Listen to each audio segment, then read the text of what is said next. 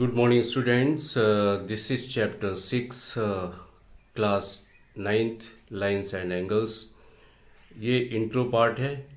इस intro part में आप बहुत ध्यान से जो भी समझाया गया उसको आप बहुत अच्छी तरह से समझेंगे, क्योंकि इस इंट्रो पार्ट में हमने पूरे चैप्टर में जो जो ज्योमेट्रिकल कॉन्सेप्ट दिया हुआ है उसको अच्छी तरह से आपको समझाया हुआ है।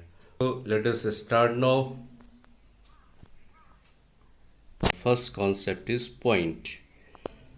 देखिए, जैसे कि आप सोचते हैं कि पॉइंट जब भी हम लोग कहीं पे पॉइंट को ड्रॉ करना होता है तो एक डॉट पॉइंट से उसको रिप्रेजेंट करते हैं। पॉइंट का अपना कोई लेंथ, ब्रेथ या थिकनेस उसका कुछ भी नहीं होता है, and it has only position. So a point has no length, no breadth and no thickness. It has only position. The next concept is line segment. A line segment has a definite length. A ray is a line segment which can be extended in only one direction is called a ray. A ray has an initial point and it can extend up to infinite length from its one side. When a line segment is extended indefinitely in both direction, it forms a line.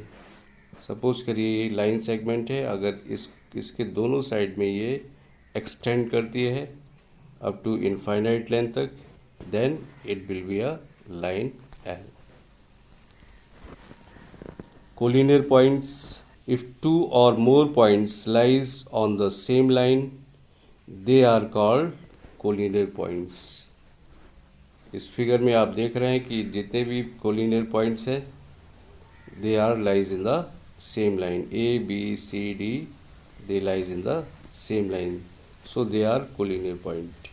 Non-collinear point, अगर जितने भी points हैं सारे के सारे points एक straight line में लाई नहीं करते हैं, then they are called non collinear point. जैसे कि इस फिगर में आपको दिखाया जा रहा है कि जितने भी E F G H I points हैं, they are not lies in the same line.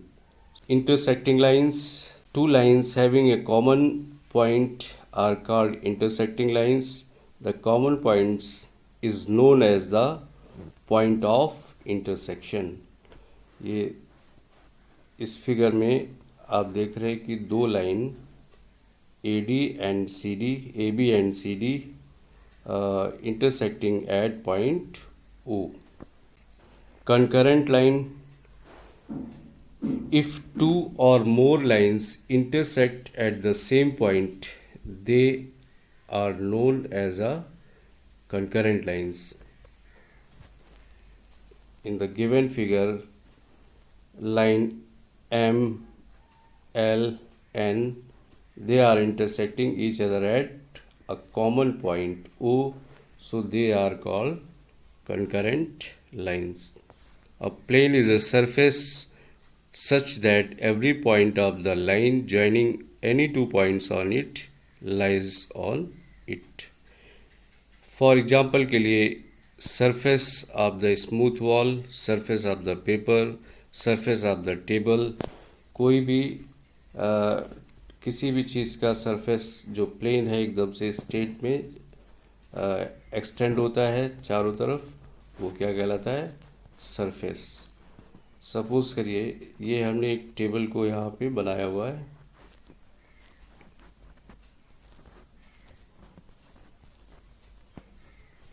एक टेबल है.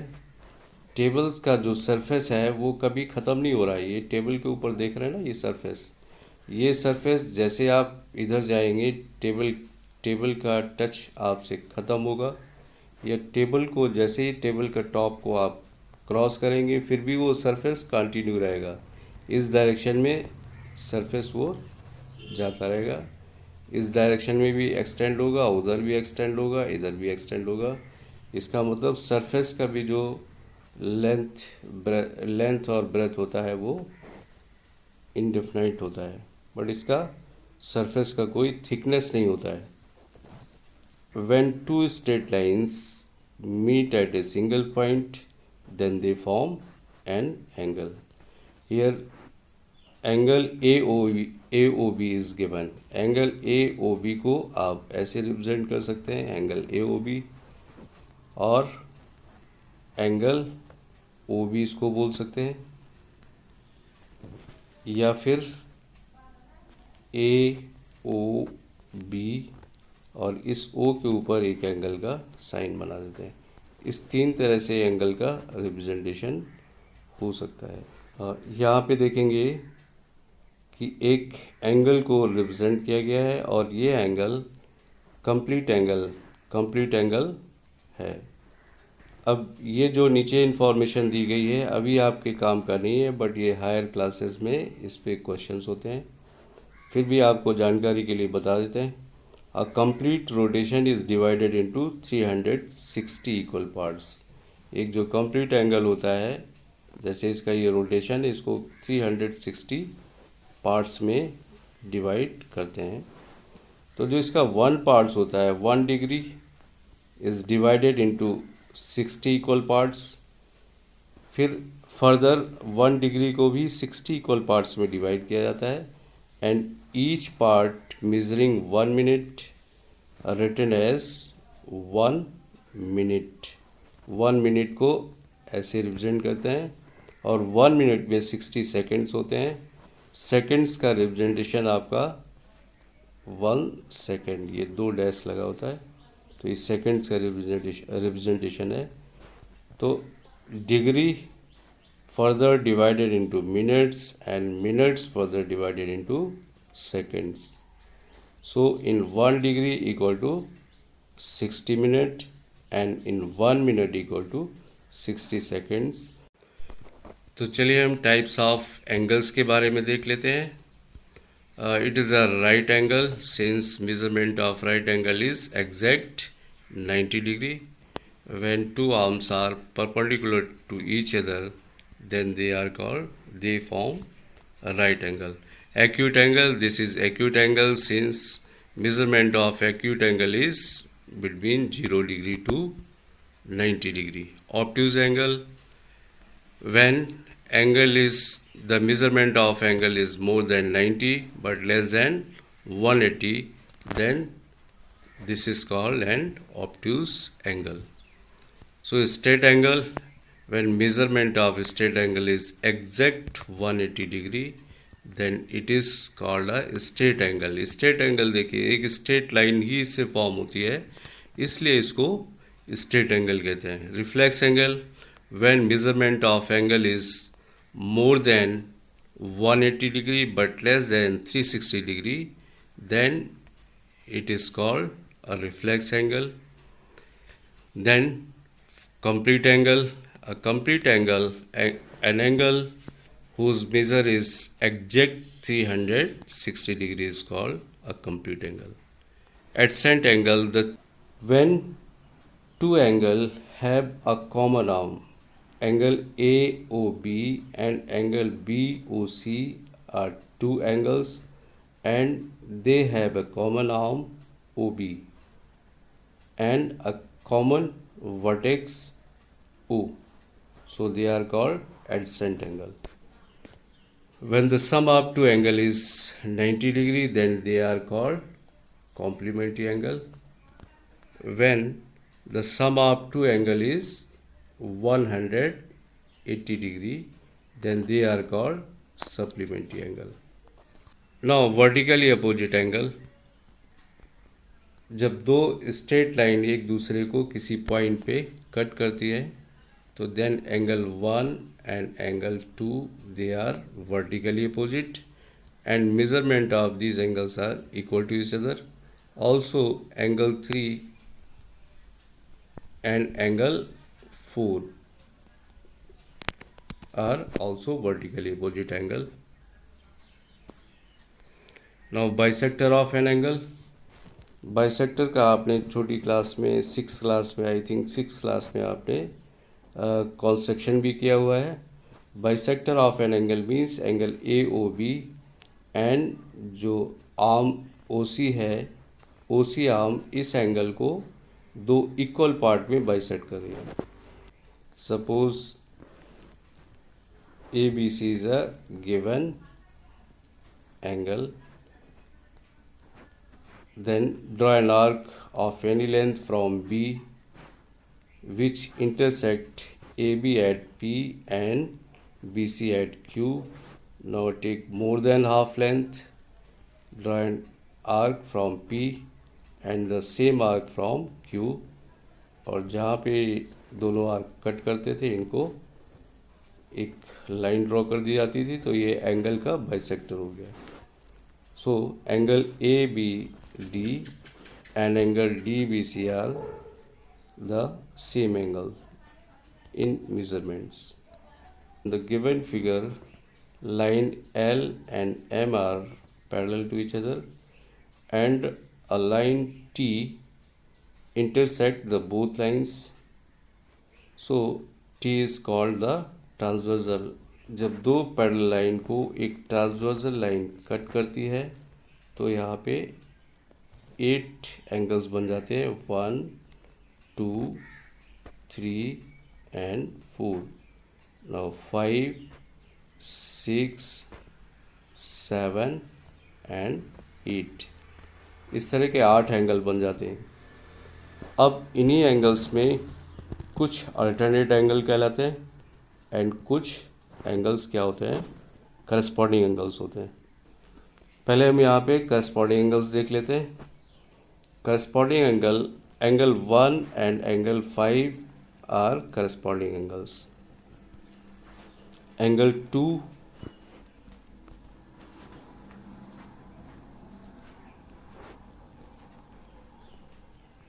angle 1 and angle 5 are corresponding angles. Angle 2 and angle 6 are also corresponding angles. Angle 3 and angle 7 are also corresponding angles. Angle 4 and angle 8 are also corresponding angles. And all the pair of corresponding angles are equal to each other. इक्वल कब होगा, जब ये दोनों line parallel होगी।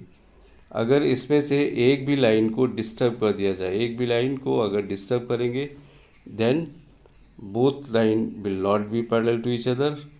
तो फिर ये जितने भी करस्पॉन्डिंग एंगल्स के पेयर हैं they will not be equal to each other. इनका मेजरमेंट क्या होगा, वो डिस्टर्ब हो जाएगा। चलिए अब अल्टरनेट एंगल देख लेते हैं। If two parallel lines are given and a transversal line T is also given.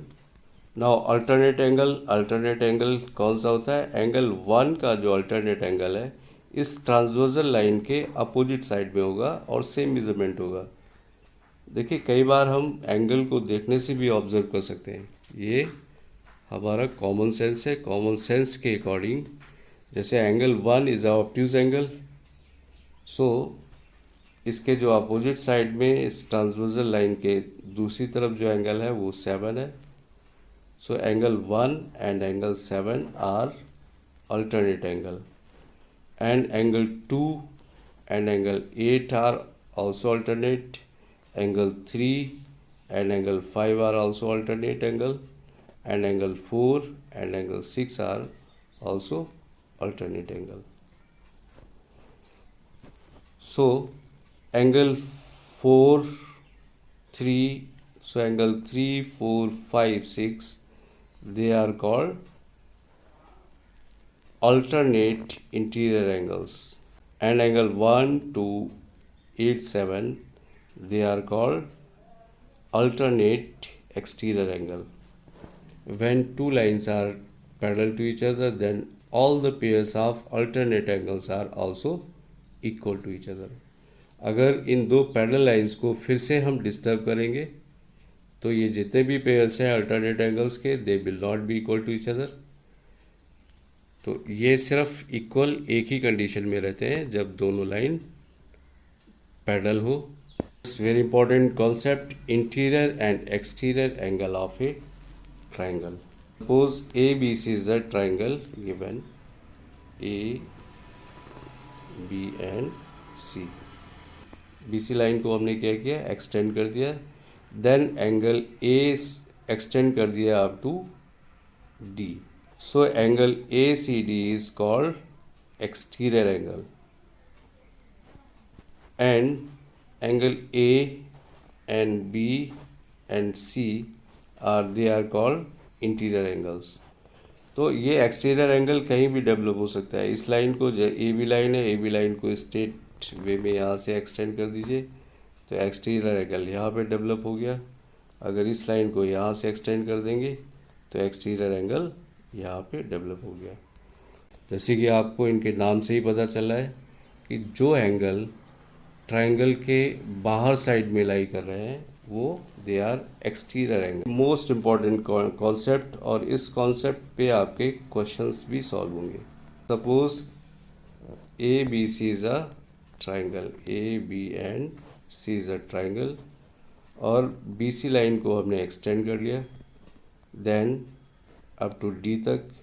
So A C D is a exterior angle.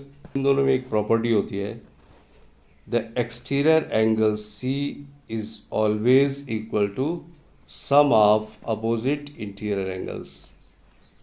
तो इस जो एक्सटीरियर एंगल के अपोजिट इंटीरियर एंगल्स कौन से होंगे, angle A and angle B. So exterior angle C equal to angle A plus angle B. ये property आपको याद रखनी है, इस पे बेस्ड आपके सारे क्वेश्चंस होंगे. देखिए एक बहुत सिंपल सा कॉन्सेप्ट है, आपने पहले भी पढ़ा हुआ है, बट इसको 9th क्लास में हमें इस थ्योरम को प्रूव करना है, और प्रूव हम जब भी एक्सरसाइज स्टार्ट करेंगे तभी देखेंगे. इस कॉन्सेप्ट क्या था, if a triangle A B C is given, A B and C, then sum of the all angles of this triangle is always 180 degree. It means measurement of angle A plus angle B plus angle C, it will be always equal to 180 degree. ये angle sum property है, 8th class में भी आपने पढ़ा हुआ है, but 9th class में आपको प्रूव करना है. So this was the main important geometrical concept of this chapter, lines and angles. I hope आप लोग समझ गए होंगे. सो नेक्स्ट क्लास में एक्सरसाइज सॉल्व करेंगे. Thank you.